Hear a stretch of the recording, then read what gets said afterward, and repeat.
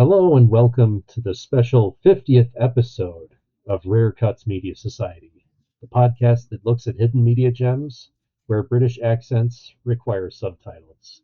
With your host, as always, I'm Andrew Jagoda, and with me we've got Eric Hathorn. How are you today, Eric? Pretty good. We're 50. We could kick and stretch and kick, and we're 50 episodes old. Okay, Sally Sally O'Malley. O'Malley.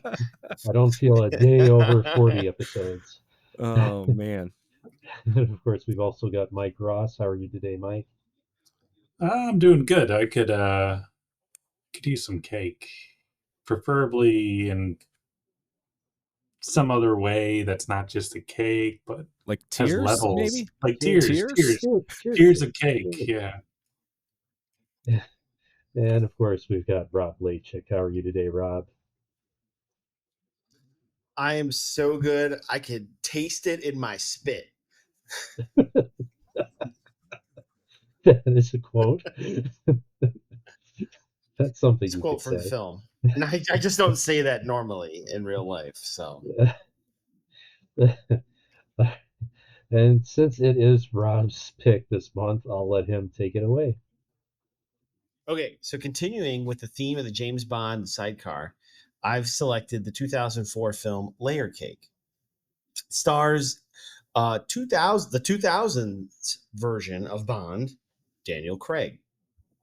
Uh, the timing of the film differs from Jagoda's pick last month in that Daniel Craig had not yet played 007, where the film last time, while Geese was released, Roger Moore had played 007 a number of times at that point. So a little bit of a difference of where that fits into the timeline and his playing Bond. So when you hear the movie Layer Cake mentioned, there's usually two things that kind of come up surrounding the film. First, the film is the directorial debut of Matthew Vaughn, who directed X-Men First Class and many of the Kingsman films, if not all of them. And then, of course, Craig's performance in the film being a main reason he was cast as Bond in the 2000s films. So let's kick off the conversation. It's about Bond. Daniel Craig is the Bond in this film, even though he's not playing Bond in Layer Cake. Thoughts on his performance in this film? Did it feel like Bond in any way? Did it feel like not like Bond?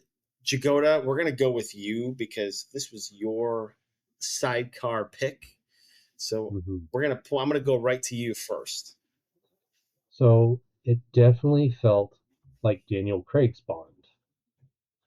Because anytime they show him walking on a street, looking around, he's got this look that Daniel Craig does in all the Bond movies, where it looks like he knows everything going on around him,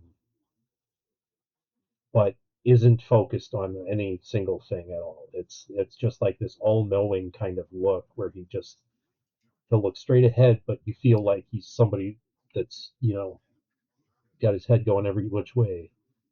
And it's a very like cool, collected kind of look that he's got, and I'm sure it was one of the reasons that they picked him for Bond, because just that self-assuredness that he shows in this movie, he showed all through the Bond films. But so I to go off of that too, like I almost wondered, did the James Bond Daniel Craig movies go the way they did? Not to say that like he had so much sway over how those movies were made, but they are like darker and grittier in some ways compared to like the previous generations of Bonds, and they have a little bit more of a feel like this. Like even like that kind of like lighting in that, just kind of like the way that the movie looks, they have a little bit of, they kind of share a little bit of a look with this kind of that kind of I don't know, that kind of style. So it's like I wonder if like not only was this the one, people will say this is the one where Daniel Craig, like they found him as their next Bond, but it was almost like that guy's Bond, and we're gonna kind of give a little bit of his vibe in this feel to the character for the next part of the story. Yeah, I mean, I think that the market was kind of going that way anyway in terms of a darker, grittier feel. I mean, just look at the evolution of the Batman films. Um, definitely on that trajectory. I'll be honest, I have not seen Daniel Craig in his Bond films. I've only seen probably one James Bond movie. We're just hearing about this now. Yeah, and it was GoldenEye, obviously. Um, And it was just a game. No. it was the game. Yeah, I had the rainbow paint gun. um, no, I could definitely see I could see that style being pulled, kind of similar in terms of that, like you're saying, you go to the kind of close ups, making sure to like really show his eyes and shine the light in them so they look even brighter and bluer than ever. Um, but I mean, it's a great look, and I could see people watching that and being like, "Oh, wow, he doesn't even have to act. We can just look at him." And there's certain actors that just got great eyes, like what's his face? Why am I blanking? Can't remember his Willem name, but you Dafoe? remember his eyes. No. I remember his eyes. That's right. Eric would know. Disney, Russell, Kurt Russell. Kurt Russell. Yeah. You got it before I did, but yeah. Anyway, no, I could definitely see like this. This is a type of film that could easily segue into a James Bond. It's similar in themes of crime, of kind of you know attempts at espionage, or being sneaky. So it's got kind of all those hallmarks and kind of testing his mettle out. So definitely could see a director being like, "Oh, hey, there's no question of who the next Bond is." So You bring you kind of all brought up some really good points, similar to what I was thinking. I think Jagoda and Eric, you brought it up really well. Of like, I think Eric, you specifically said like, did they build the Bond around him? You can argue they did, because if you look at him as Bond and you look at him in this film, his hair doesn't change. Like in, I think Jagoda, you said his walk, right? So it's they definitely seem like they built the Bond around him, like what he was in this film. Immediately, just his physical look, right? His stature, because I don't think he got any like more bulked up for Bond. I mean, he was already pretty skinny anyway in this film, so it wasn't like he like changed his gait or his like body or build in any way. So feels like they like, oh, I like this. Maybe this can be the new Bond. But so that's kind of when I was watching it. It was like they definitely seem like they like, oh, this could be the Bond. Let's just use what he is in this film. I totally got vibes to that. So I think Mike, you brought up a lot of good points about the film itself. So for those unfamiliar with Layer Cake, it is like a stylized drug crime thriller, espionage, I think was the word you used, Mike. Right? It's that kind of film. So to kind of give a little bit of background for those who haven't seen it yet or just chat about it, it's about a nameless, slick drug dealer who works with big clients, makes big deals with drugs, not like the little deals on the street with addicts, low-level drug dealers, et cetera, et cetera. He's dealing with big quantities, kilos of drugs at a time. And in the film, kind of where it like starts to have espionage, double cross, revenge, where it takes a turn is that the character, which we'll get into even later, XXXX, I don't know what we want to refer to him as here in the conversation, so we don't have to say the same letter 4 times in a row. But just character, oh no, I can't do well. That's true. We could do that. So Daniel Craig, he reveals like after kind of like the initial part of the film that he's secretly, or at least he thinks so, planning to leave the business and walk away from it. But like at that point is like he's planning to walk away he gets sucked into like at least from the vantage point of us watching the film, at least the first time, it's like seriously flawed drug deal, but in reality, it's a double cross of him. And then you can argue even Jimmy's friend Eddie, played by Dumbledore. So there's a lot of double crossing, revenge themes in the film. Did you think that this film specifically did a good job of kind of spinning those webs of double cross revenge, kind of bringing them all together? It wasn't so obvious until like right at the beginning. Was there a part, one or more, that you thought was really intriguing or interesting within the film regarding like revenge, double cross, or just like kind of like, ooh, I flipped it on you at the last minute, kind of that type of thing? Let's go round back in a circle. Mike, what do you think? Well, I think that there wasn't a whole lot of surprises. Like when I'm in a movie like this, I'm assuming that there's going to be some sort of double cross or backstab. It's never as clean as, oh, hey, go do this one thing, and that's what you're going to carry out throughout, 90 minutes. There you have to introduce other things. So like it felt like something was up immediately, because initially it was like, oh, hey, you need to go talk to this guy, the Duke, because we've had this shipment stolen, and also, by the way, just go find this random girl of a friend of mine.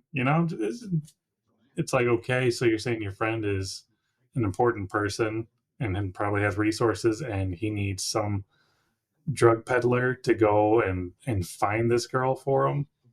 So I don't know. Some of it was a little obvious, but then again, I did think that they did a pretty realistic job of probably how that world actually operates, where like you are good as long as you are producing for me, and if you're not producing for me, well, now you are an occupational risk, so you have to be dealt with in some way. We can't just let you walk away.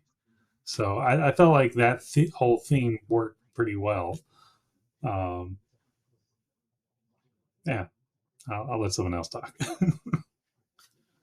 So I'm kind of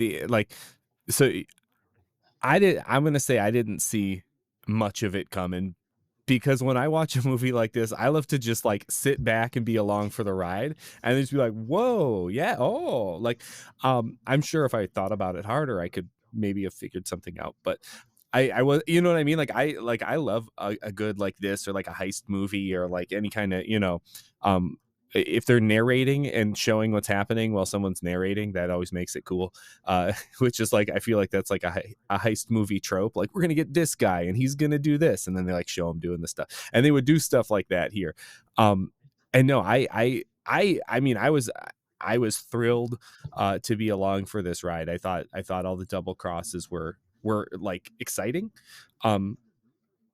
And the way that I watched it, I didn't see many of them coming. Like, that's just kind of how I rolled with it. Like, I mean, yeah, thinking about it in hindsight, like, it was kind of random that he was like, you're going to find this dude's daughter. But at the time, I don't think I questioned it. I was just kind of like, okay, cool. He's going to do this too. Yeah. To that point, I mean, because like at that point in the film, you don't really understand their relationship. That might have been kind of like normal, and even to that point, like it didn't seem like too far of a ask. I think they did make a comment of like, that's not normally what I do, but it didn't seem like he pushed back on it. So yeah, it was kind of, yeah, I'm with you, Eric. I kind of was like sitting back with a bag of potato chips, just going with the flow. Wasn't questioning it. Yeah. One other thing I want to touch on, because this was kind of like, you got that drug deal gone bad kind of, it didn't go the way that they were planning kind of theme here in this movie. And then like when it isn't going the way, someone changes it. And when it isn't going that person's way, someone else changes it. And there's always kind of this shifting who's got the upper hand throughout the whole movie. Last time when we watched The Wild Geese, and Rob was a big fan of. He was like, I wish the movie was just Roger Moore going and getting vengeance for that drug deal that he didn't want to do. I was like, did he just say that because he knew that his movie was exactly that? Because that's what this was. It was kind of that version of the movie where it was just the like, I don't like how this deal went, I'm gonna go get my revenge in my own way kind of thing. That Roger Moore we saw for like 5 minutes in The Wild Geese. This is an expanded version of that story, which I mean I enjoyed it a lot with that kind of back and forth upper hand kind of stuff. So I'm gonna disagree, because for me, so Eric mentioned the Wild Geese, so I'm gonna start off with this. Wild Geese had a big twist of a backstab, and then it went from there. Layer Cake had a backstab, followed by backstab, followed by a reversal, followed by a backstab, reversal, backstab, reverse. It, like, watching this kind of movie, I knew that that kind of thing was going to go on, but having so many switches, to me, is hard to follow, even when there aren't a bunch of weird British accents. When you suddenly got Cockney British guys going, "Oh, yeah, he's gonna sneak over there," I'm like, what? What does that mean? So, so then having a backstab when they're talking about, like, oh, he's, Jimmy's an informant, but the accents are all over the place. I'm like, who is who? What? So for me, I'd rather have a movie like The Wild Geese where it's a backstab and then you move on forward and work with that, rather than one where, okay, now I've got the upper hand. Oh, now I lose it. Now I've got the upper hand, and now I lose it, and keep going back and forth. Like, yes, if like Mike was saying, you're really sitting there trying to look for it and say, oh, well, that doesn't make sense, so that must be off and whatever. Yeah, it can all make sense, but if you're doing like Eric and I guess I was doing, just sitting there to follow along and pay attention to it as it goes, it's too much. Now, having said that, I will say that the whole thing with the Duke, I love how it was introduced, where he's like going past the guy and saying how he's too flashy and don't work with guys like that. And then, of course, the Duke's stupid and he has to explain to him, like, we have to pay these guys, we have to pay these guys. It's not worth that much money. That felt fluid, Mhm. realistic to drug dealers. Like, there are two types, and this one's an idiot. This one knows what he's doing. And having them, like, have to get together, that felt very real. So And like Pawn Stars. yeah, yeah, exactly. Like, you think it's worth 5,000? No, it's worth 400.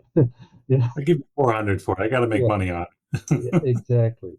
So I really did like that, and I thought it was believable. But like all of that, those plans with Jimmy, it was too much for one movie. Like, it was like, give me some time to process. It was too much for one movie that was trying to be 90 minutes. I think that if this movie is drawn out, which I rarely say, if you draw this out to 2 hours, you can play these ideas out a little bit better, a little bit less jarring, I would say. Um, but yeah, no, I agree. It was a lot to cram in there. No. So Um, um, I'll give a good like comparison. Um, so I was reading up on like comparable people, like films that refer to this film. Like, are there other films they kind of think that it's similar to? Is one that kept coming up was The Departed, because of the double crosses. I mean, obviously UK versus Boston. The less kind of overall characters in The Departed versus in Layer Cake, but it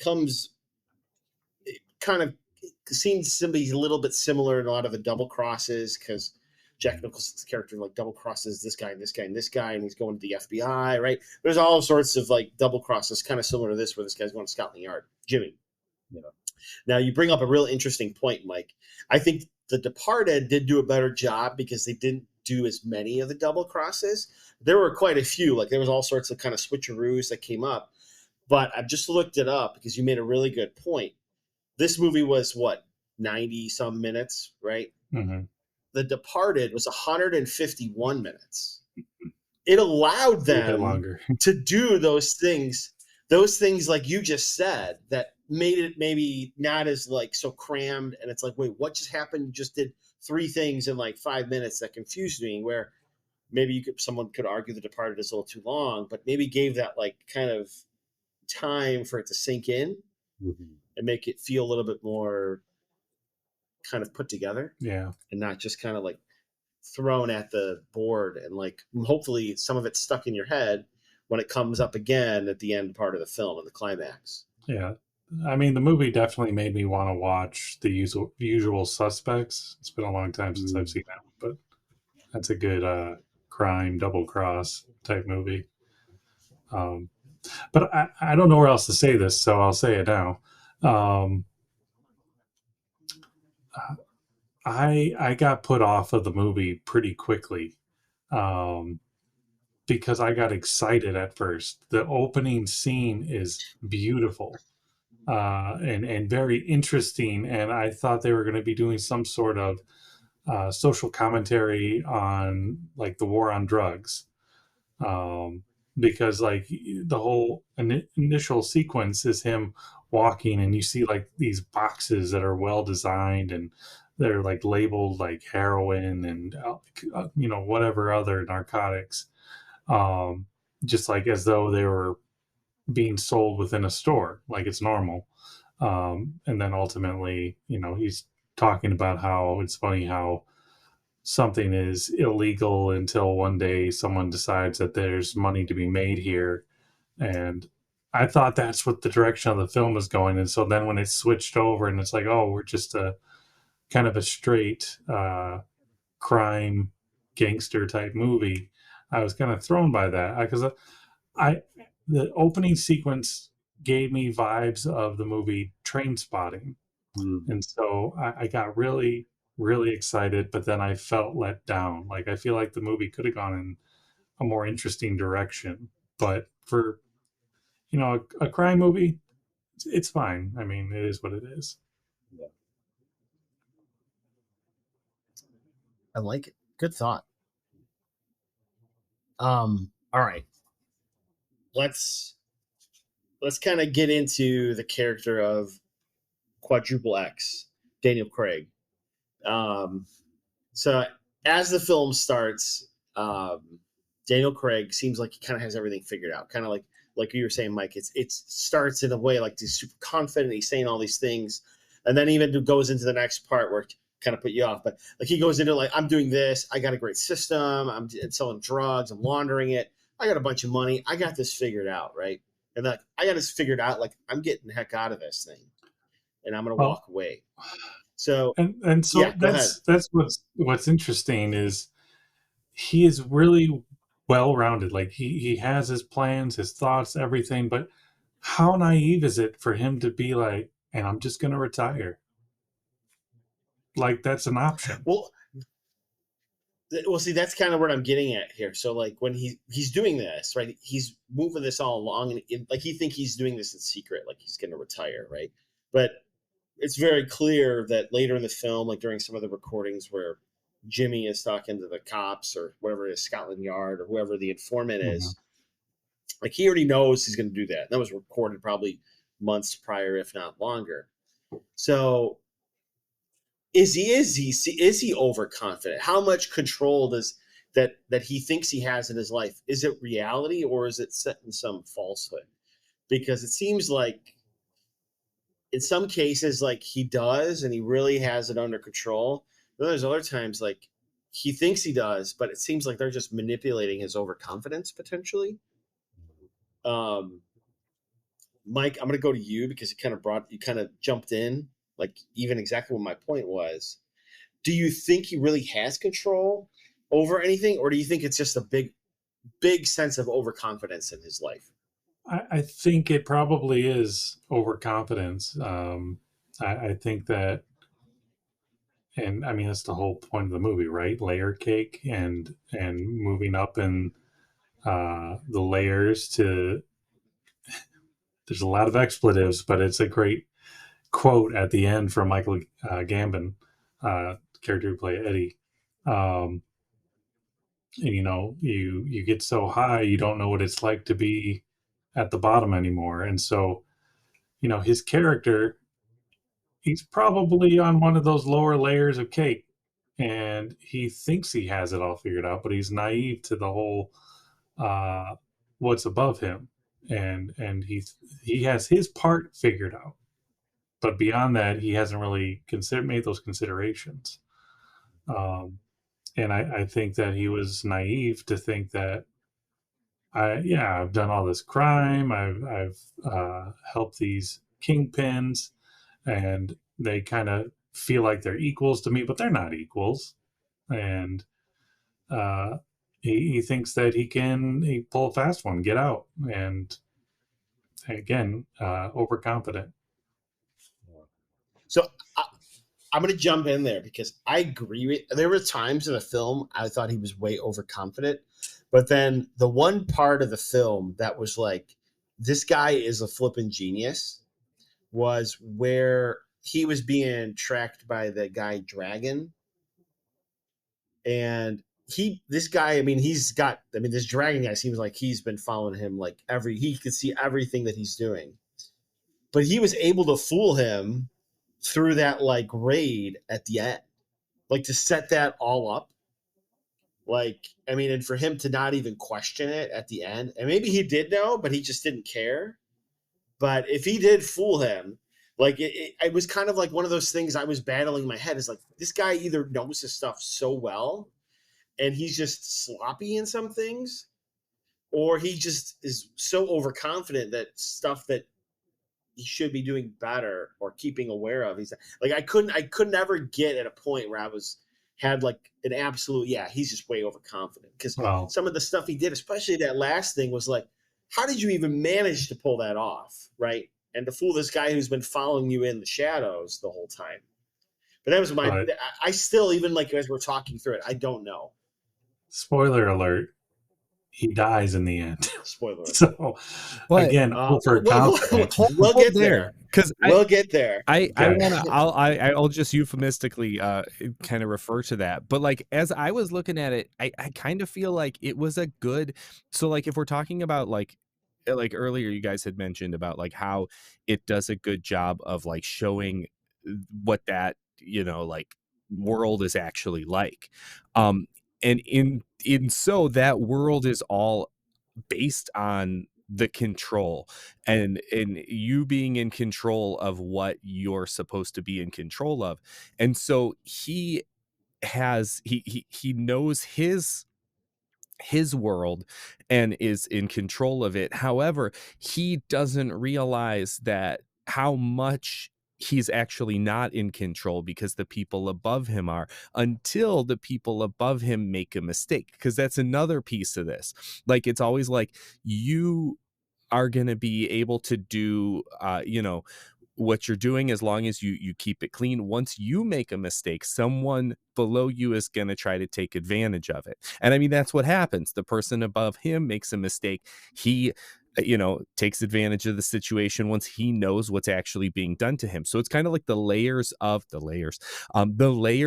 that control. So like, he was in a position where the people ahead, like above him, made him feel comfortable enough that he thought he could walk away and do his own witness protection thing. Because he wasn't going to just like walk away and like live there. He was going to like disappear.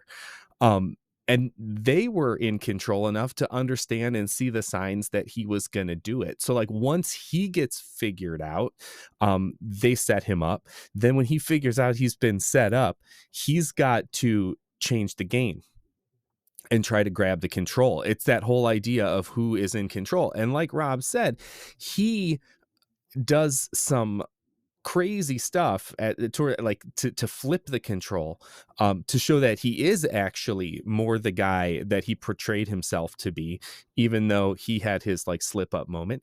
But then life is random. So, random things can happen here or there. Not that it was totally random, but like, his ending, his demise, it kind of is out of the blue. It's not totally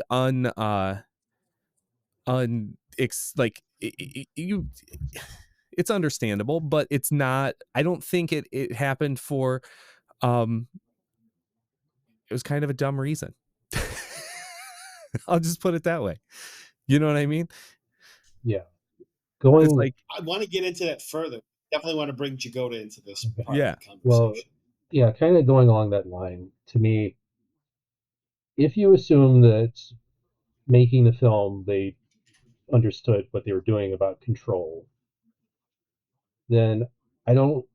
I'm not sure whether to praise them for it or, in the end, say you had no idea what you were doing.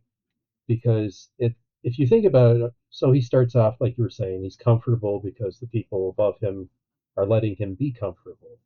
So he starts out with that swagger walk like he's James Bond. Well, then when the stuff hits the fan, uh, it's like he turns into Weird Al walking around. Like he doesn't know what he's doing at first. He's like, "What's going on? What's going on?" Well, then he just seems to have this huge sudden learning curve where he then knows how to fight back against everything and keep having these reversals like he's James Bond again. And I'm not sure where all of that would be explained, that he would go back to being so self-assured when everything is going to pot around him. And then in the end go back to like, oh, I'm just gonna lay back and be comfortable and get shot at a club where somebody looking like that probably wouldn't be let anywhere near it. So I don't know what to say about that. Because I'm gonna be in defense here. Two things: if you're walking down the street and you're pretty confident, and you trip, And you're a pretty woman, and you fall, and you stumble. Let's say you're walking down the street, you're feeling confident, you trip, you fall, you get back up. You're gonna be shaken for a while. Yeah. But then you're gonna recover. I mean, that's a very and then you're gonna get back to, I tripped, I gotta watch my step. And then a couple blocks later, when new people are there on the block, you're not gonna feel like, well, no one saw me trip, I don't have to feel embarrassed anymore. I think it's kind of a bigger version of that. Like, I think my thought is he is the guy that we thought he was, but because he was too comfortable, he got caught and taken advantage of. And because he got tripped up a little bit, it took him a little recovery time. I could believe that, except for the fact that then he had to like go to Gene to get a gun. He didn't believe in guns or anything. He had nothing to protect himself with until he went to Gene. So if he was that calm, cool, collected, planned out kind of guy for this life, he would have had some kind of reserve in case something went bad. And instead it was all, well, Gene will help me. Well, what if Gene didn't help him? He'd still be stumbling the whole rest. It definitely he'd be it dead. definitely felt like he depended on the people around him to do that. Like, it was like he didn't want to get his fingers dirty in that way. Like Morty was like kind of like his bodyguard. So, but yeah, I'm with you. Like, you think you'd have like if you will, an insurance plan, right? Yeah. Kind of have something in your back pocket just in case, but for him to just be unprepared, unless he was just that overconfident. Well, I think the takeaway from this is our quadruple X character is bad at learning lessons or learning from anything that happens around him, because look at the two main like kingpins that are in the movie, Jimmy and Eddie, they're both dead. So what happens when you get to the top of the cake? So you would think he'd be extra paranoid, or at least more cautious than what he is at the end of the film. Yeah. Yeah, to just have essentially a druggie come up, shoot you. I mean, that to me, it's. I don't want to say that I hate the ending, but it really makes me question the planning on it, which I know we're going to get into the ending later, but And from what I hear, Well, there is an alternate ending where he kind Mhm. of just drives off into the sunset. yeah. So, well, let's just jump right into that. So I think, as we said earlier, spoiler alert, he dies in the end. He gets shot by, is it Sydney, who's Yeah. Tammy's like old boyfriend, who introduced the two. Even that scene was weird. I actually watched it a couple times, like rewound it and watched it a couple times, because I couldn't tell if Sydney, when he shot him, he like apologized, but I couldn't tell if he was apologizing to Quadruple X, or was he apologizing to Tammy because he still liked I read Tammy. it as he was apologizing to her. Yeah, that's what I thought. Okay, that's what I thought. When I first watched it, I'm like, why is he apologizing to the person he just shot? But then I watched it again. I'm like, okay, that makes the camera angles in that regard were not very good to kind of make that crystal clear. Mhm. I just thought, because let's be real, Sydney was kind of an oddball character in the first place, so kind of don't really expect anything kind of normal to come out of that guy. At least that's how I kind of view his character. Yeah. See, I kind of thought it was both. I thought it was one of those awkward, like, sorry, what, like, kind of like a what did I do type thing, because like my thought, like how I interpreted the shot, the whole situation was more like he the whole time throughout the movie, whenever the X-Man, um the main character, the protagonist, whenever he calls um Tammy, whenever, so I was gonna say Sienna Miller, but whenever he calls Tammy, um Sydney's always like, well, who is it, who's calling, and they're always really cagey, like I think that they're probably actually still together as far as he knows, but like Yeah. she doesn't. It's advantageous for her to like stay with him because he's, spending money like he does because his uncle was the Duke and they're like the flashy kind of dealer type people. So it's kind of like one of those, like, maybe Sydney figured out where she was. As I hit my microphone, she figured out where she was with this mystery man and goes to find him, just goes up there, sees a guy, shoots him, and then realizes, oh wait, this is the new head honcho guy. I just killed him. I did it in front of her. Yikes, what did I do? Oh crap, sorry, and then runs away. Like, that's kind of how I interpreted it. And that's why I said it's kind of the randomness of it. Like, I don't think he was killed because of the Duke. I think he was killed because he's with Tammy. I don't know if that's how you guys interpreted that too, because like you Yeah. could take it the way that like he was trying to get revenge for his uncle. But no, I took it as like he was like LoJack tracking Tammy and like found her at this club. She must be with the guy. There's the guy. And then, oh crap, what did I do? And then runs away. And that kind of shows also like the crazy randomness of that world. Well, and it could be multifaceted. I mean, it could be the Duke combined with Tammy. So he's just stewing and blames all this on one person rather than the system. So, Mike, you did bring up a point that I did also read, that there was another scene filmed where they drive off in the sunset and Quadruple X doesn't get shot. And apparently, from what I've read, is that it was kind of like, it almost felt like they flipped a coin or just had like a round table, like, who wants this? And everybody rose their hand. And how about this ending? And they rose their hand. It was kind of like it was chosen by popular vote, and they went with this.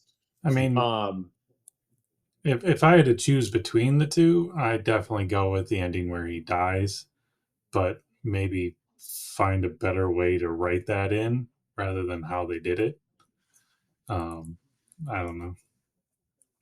So let's go around like what they did. Let's go around the table. If you would have saw the one where he just drove off into the sunset, or the one that was actually in the film, which one would you prefer? Mike, you've chosen the he was shot and assumed he dies in the film. Jagoda, if you had a preference between the two. I would have him. I'm gonna cheat a little. I'm gonna say I would have him die because it's too cliche to drive off into the sunset. But I would not have it be random Sydney shooting. Yeah. I would have it be somebody that worked for Eddie because I mean he's painted as this like mogul of drugs. He didn't just have the people that were in those 2 cars or 3 cars, whatever it was, working for him. He's got a warehouse. He's got an empire. Somebody would have to be like, oh, that's who killed him. I'm gonna go get him. Or you do the last double cross because Gene and Morty, they show frustration with his character in general throughout the film. So you could do one last double cross where they're like, can't just let him walk away, right? And take care of him. Yeah, I'd do something like that. I'd still have him die, but different. Eric H., what would you say? So Live or die? Well, I'd still go with the die one because I think it was like one more thing for the road, which was kind of nice with all the back and forth. But I'm gonna change. I don't know that I'm gonna switch calling these double crosses because some of them were double crosses. I think it was power shifts. We'll call it power shifts, and it was one last power shift. And I think that what I think I still go back to I think the unexpectedness of it, even though it was not. Like you didn't really expect that to happen. If it was one of the this is we're getting you back for your double cross, that's almost more expected, and I think they wanted the randomness of it, in that he kind of like finally was free of it, but like there was like residual crap. Like he tidied up everything. And you could argue that like there wasn't a guy on one of those double crosses to trace it back to him, at least that quickly, because he maybe did it so clean. So if he did really clean up everything, there was still this crap that was left over from the world that he was in that was like not even, it was like a blip. So like when that blip comes back to get you, it's like, what the heck? I thought I cleaned everything up. So, I mean, I liked it as far as how it happened. I thought they planted the seeds for it earlier in the movie where when you look back, you saw it. And it was like that little subplot thing that came and just got him in the end. I don't know. I liked it a lot. So I'm going to vote yes on him being killed or dying in the end. So I think between all 4 of us, we all voted essentially the same versus one or the other. I think they made the right choice. Because if he would have lived and just drove off into the sunset, I would have been like, well, that was boring. I don't even think people would talk about this film if that were the ending. It would just be so cliche, like you said. It wouldn't have any interest. I mean, I mean, if I watched a film like that, I'd be like, oh, well, that was a film. It'd be a very vanilla ending, if you will. Yeah. Ironically, right. that ending would be more like a James Bond ending. That's true. True. All right. So we've been going around calling this guy all sorts of different names: Quadruple X, Daniel Craig, X, whatever. Bond. The unnamed Bond, yeah, whatever you want to call him. So what do you think is the point of not sharing his name? Like in the credits, it's listed at 4 X's. Like, could we assume that his name is 4X's, or is it just because they just put X's in a row and just landed at 4? Even before we get into like maybe we want to think what could his name be, like what do you guys think the point is of not sharing his name? Because I'll be perfectly honest with you, I can't come to a reason why they wouldn't have shared his name, because it really doesn't make him, at least in my mind, any more mysterious. I'm still struggling as to why they didn't share his name. So if we go back and we talk again about the whole control, who's in charge, the layers, and he's nobody on it, then maybe that's the point of not naming him, is that he was supposed to be nobody. He was just supposed to be one of these lower underlings. He's the John Nada of the movie. He's just supposed to be your average man. Uh, I mean, I'd like to think that his name is Bond, like Mike said, but it's probably just one of those common names, like how they've got Gene and Morty and Jimmy and Eddie.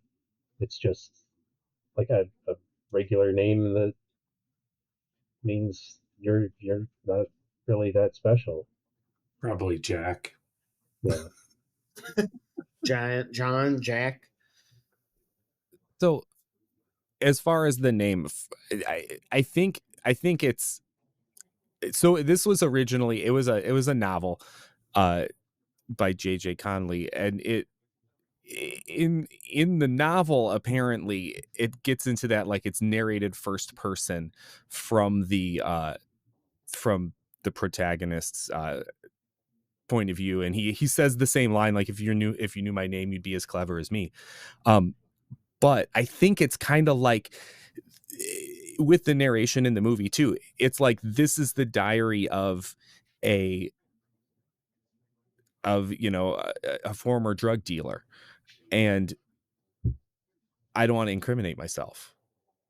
So I think we're looking at it as like we're seeing the visual version of like a written memoir. Like you could call Layer Cake Diary of a Former Drug Dealer. Diary of a Wimpy Drug Dealer. Right. There you go. Right. Don't get the cheese touch. I hear it's very strong. But anyways, I think that's what it goes to. And like, because of the narration that happens a lot at the beginning and the end, that's where that's like where it's not going. I don't know that. I didn't really realize he didn't have a name, because it didn't occur to me. So the only reason I did read like about it a little bit, that it was unnamed even before watching a film, but probably the main reason I realized he didn't have a name was because I did watch the film with captions. And Jagoda, you made a comment earlier about watching it with captions, so I couldn't help but laugh, because it showed like him, like especially with the very beginning where he's like narrating it, they come up with like his name XXXXX, and I'm like, wait, what? That's weird. And like, oh yeah, that's what I read about it. So it was weird. It's a family name. Redacted. It's a family name. Yeah, redacted. But yeah, I that's even like now, like I tried to look it up, like why, and I couldn't come to a reason, because like you said, like the party makes a comment at the end, like if you'd be as clever as me, but like it doesn't define him as a character, or like it's not like in a sense of like, what is it in Kill Bill, like Volume 1, they don't say her name, right? They like bleep it out like that. It's like I don't know. I just never really understood that aspect of it. I wonder, Jagoda, maybe you do need to read the novel that it's based on, because I'm sure they probably cover it there. That seems like something that would be covered more in print versus in a film. But I just didn't see the need for it in the film. It just didn't seem like it changed anything. I kind of wonder, with that ending and him turning and breaking the fourth wall and being like, if you were as smart as me, if it would be better without that break.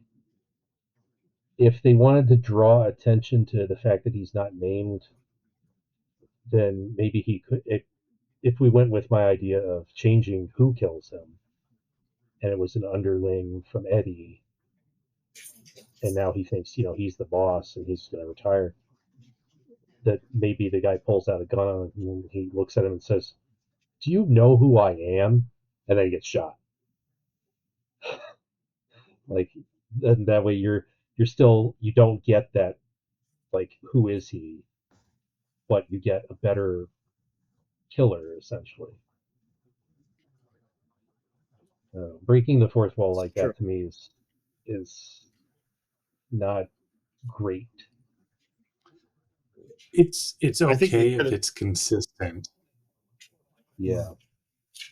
Like, That's what I was going to say. again, I think going back to what I said earlier, I had those initial vibes of Train Spotting, where Ewan McGregor's character is talking to the audience and having some sort of interaction. At the end, he starts talking about how I'm going to be just like you. I'm going to have the big TV and the big house and this and that. But he's been doing it consistently. Yeah, and like Deadpool, it works great in Deadpool. Yeah. If you're doing it consistently, but if to just at the end be like, "I'm going to turn to the camera," I'm Zach Morris. Just yeah. Don't take those pills, Jesse. Time out. Is he about to shoot me?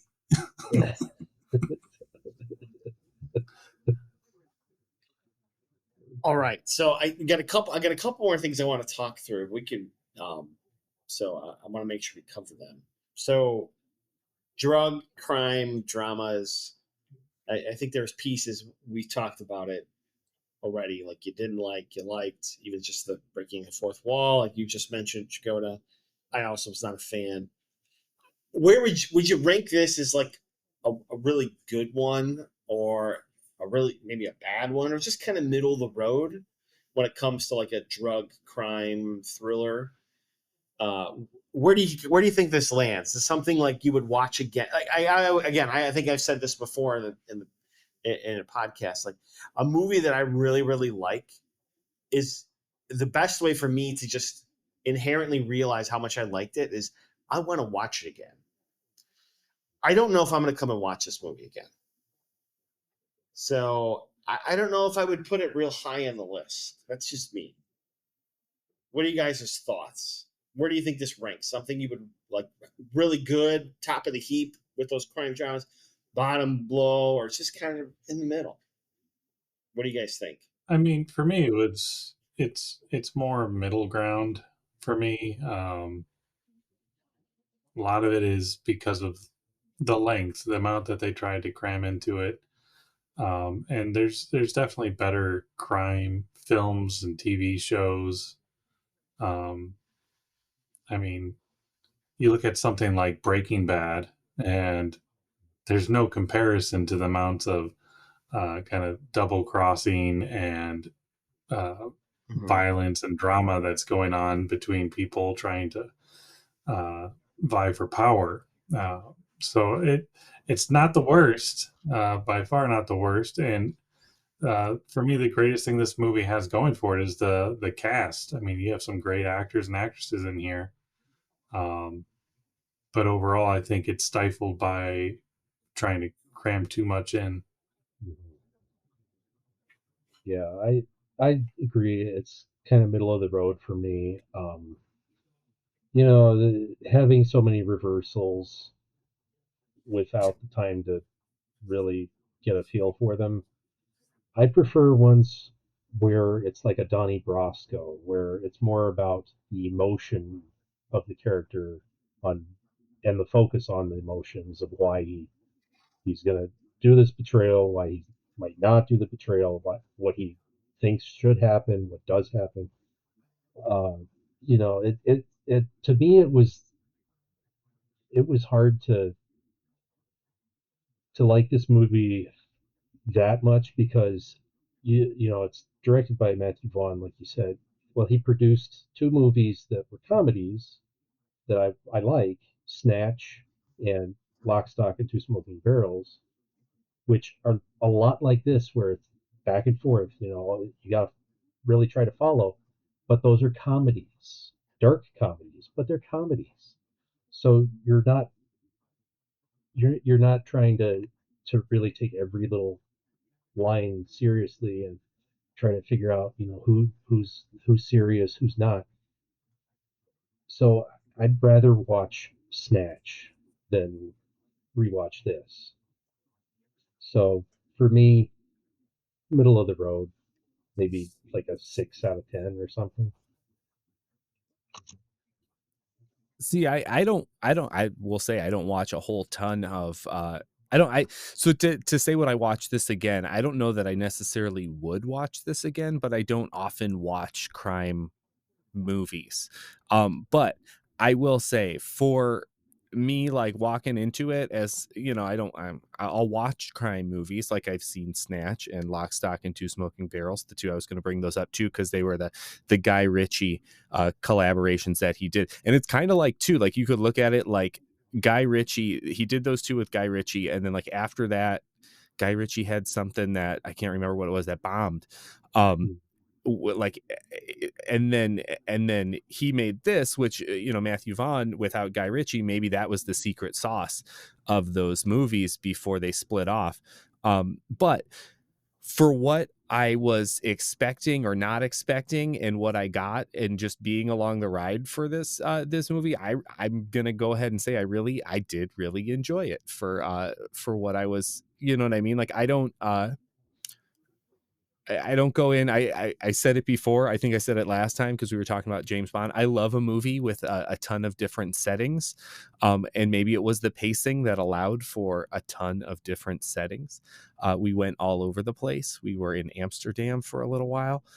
We were all over England, back alleys, shipyards, mansions, clubs, little rooms, apartments, all sorts of places. We had all these different places to be. So like I just like sit back, relax, and I really enjoyed the ride of it.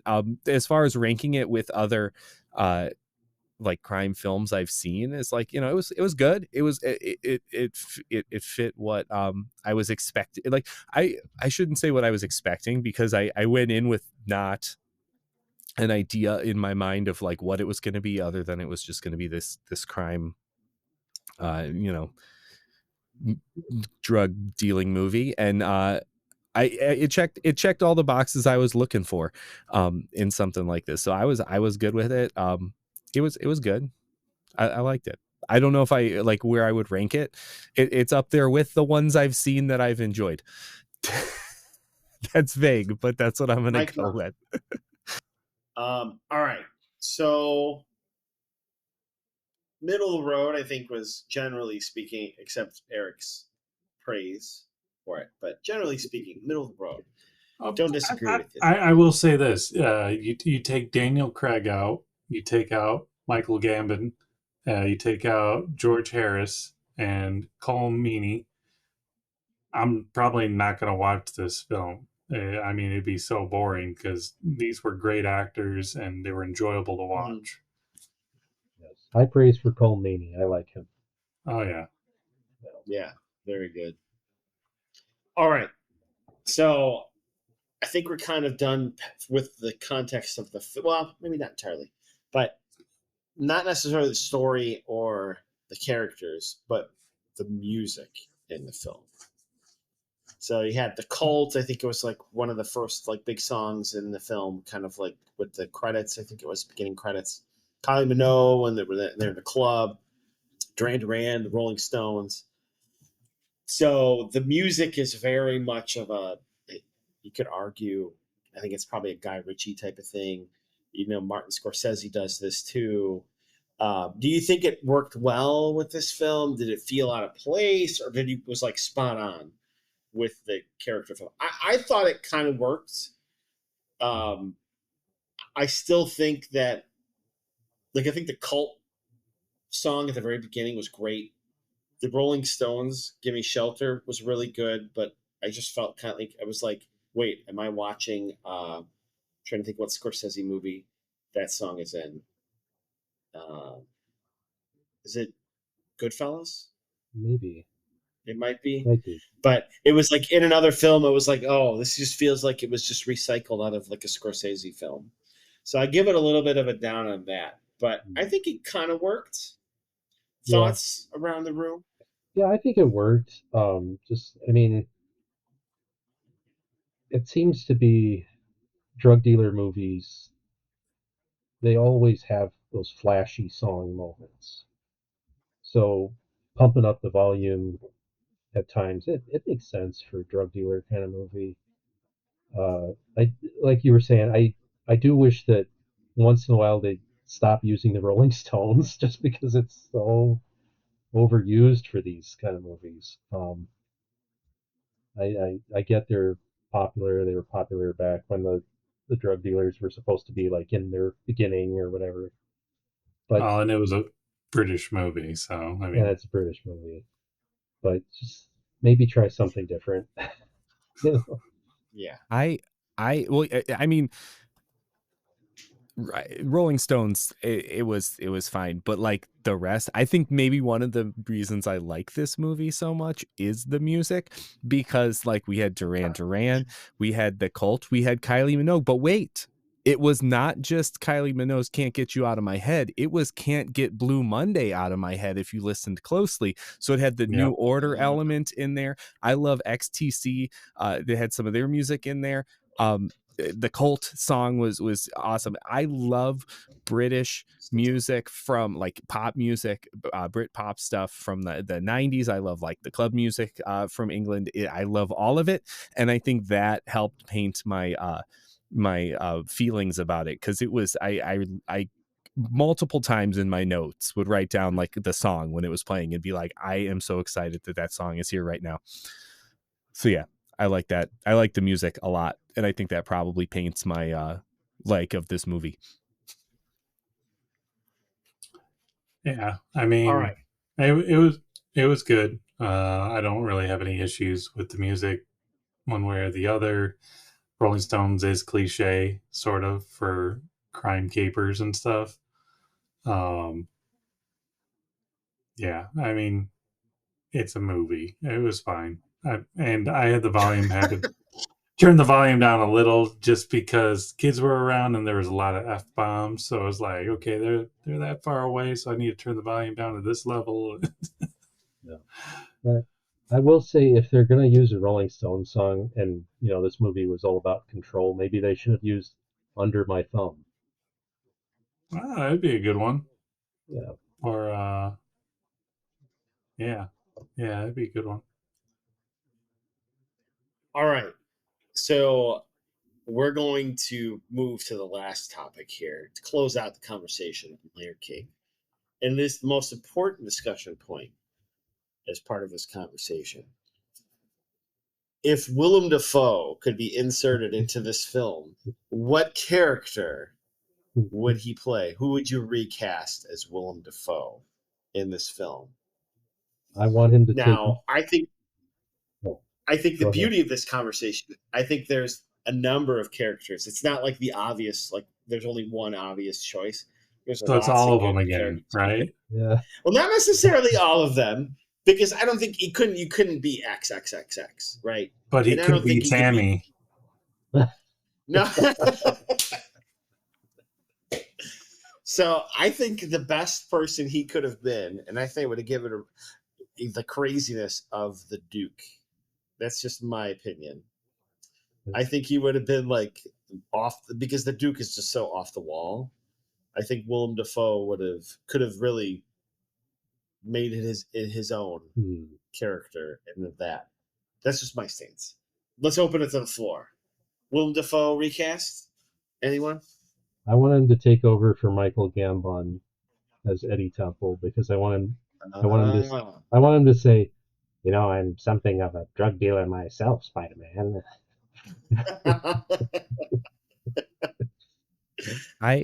I think Willem Dafoe is secretly in this movie, because if you catch Bern Gorman, who played Gaza, if you catch him at certain angles, he looks just like a young Willem Dafoe. So I am Absolutely. convinced that he is that Willem Dafoe is both reincarnated and still living, and he's also Burn Gorman. So if you look up some pictures of Burn Gorman, I'll try to put some in here while we're talking. Yeah. He looks like Willem Dafoe at certain angles. So I was like, that guy's Willem Dafoe. That's who I'm already saying. Look it up. He's a young Willem Dafoe. It's a solid choice. I'm looking at it. You know, so I think he was already in it. But also, it would be kind of funny to, like, he's supposed to be a young character, so it'd be funny to just like insert Willem Dafoe in his character, acting like he's a young guy, and it would be kind of like when Steve Buscemi's like trying to be on 30 Rock, trying to be like the kid. Hello, fellow young people. But it's just Willem Dafoe. So that's what I'm voting for.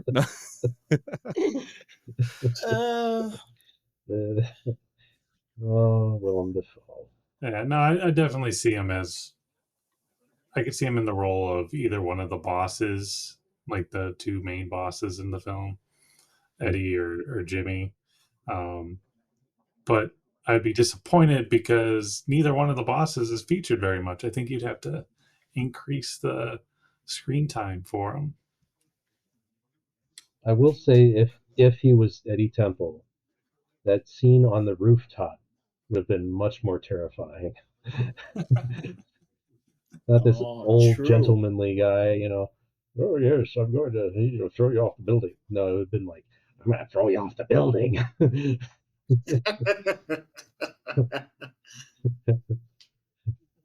Time to score. It is And I'm not time talking about for drugs.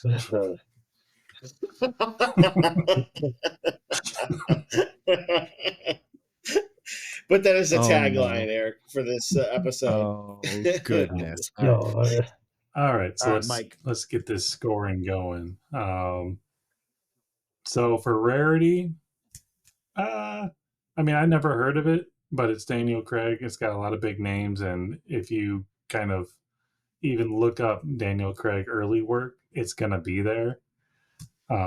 So I think I'm gonna put a solid 3 for rarity. It's probably better known in the UK than here. I feel like the American market is nothing but crime movies sometimes. Theme, well, yeah, I don't know his name, but yeah, okay, Daniel Craig. Yeah, it meets the theme. Production value.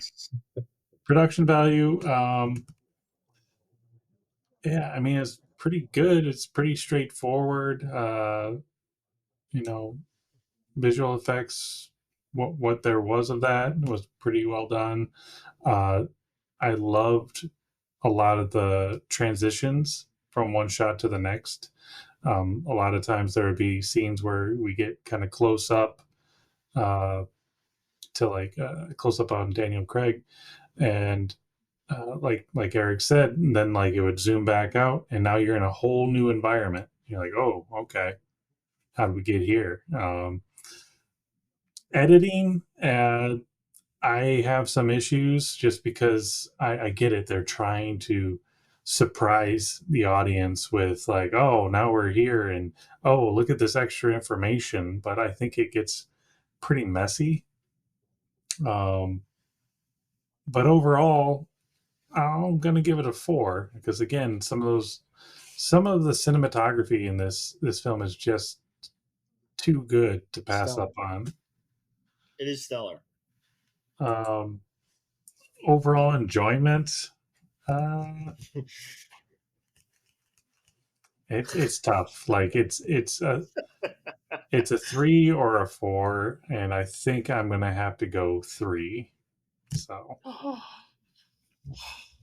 15. Not too shabby though. I'm not gonna lie.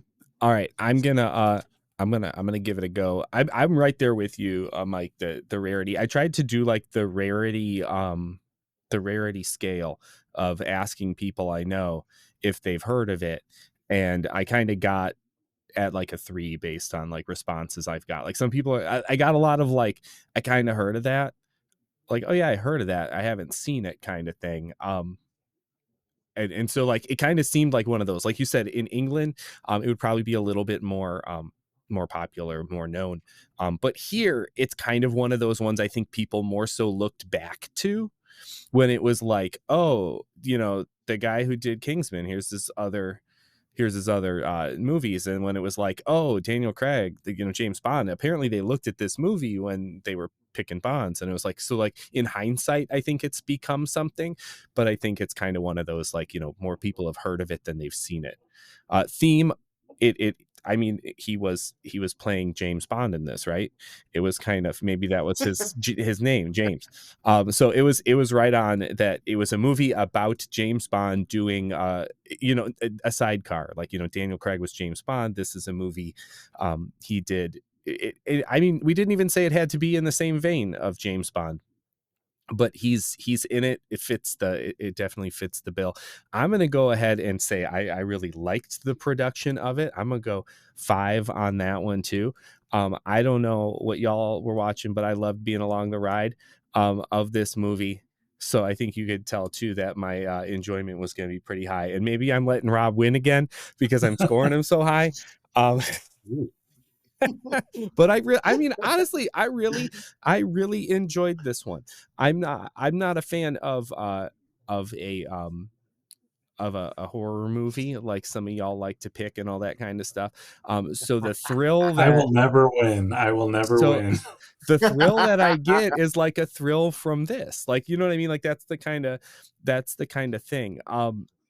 In the same way, like, okay, like if you go with if we take a James Bond movie, I love a James Bond movie because of the you know, the action, the power shifts, the double crosses, the this and that happening, the like little twists and turns, and of course the many settings. And by that, like, I felt like I got the same kind of bang for my buck here, and I enjoyed the ride of it. So anyways, I think that all adds up to 18. And there we go, right? Yep. And Andrew. Cha-ching. Well, I'm gonna have to go a little low on rarity because I'd seen part of the movie before. I'd heard of it many times, hearing about Daniel Craig. And I mean, of course, you know, Michael Gambon.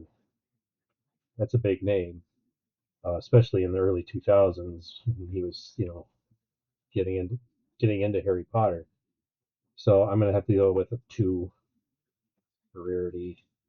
Theme, you know, you guys knocked me a lot on Wild Geese because they said Roger Moore was not in there enough. So I can't really argue because obviously Daniel Craig was in the whole freaking movie. So I'm going to give it a 5. But I do not agree with the idea that he was playing James Bond. He was playing someone that James Bond would have caught early in the movie, not the main villain. He would have caught the guy and gotten the lead to the villain.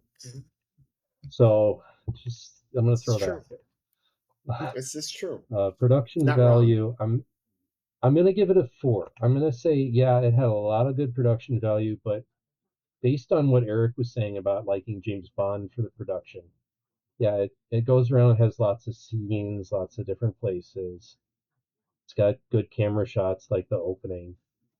But if we're saying like James Bond has so much production value, where are my gunfights? Where are my explosions? There was not hardly anything. There were no car chases, for crying out loud. When they catch the van at the end, it's already crashed. We don't see them chasing. So anyway, enjoyment. I'm gonna go like Mike and say 3.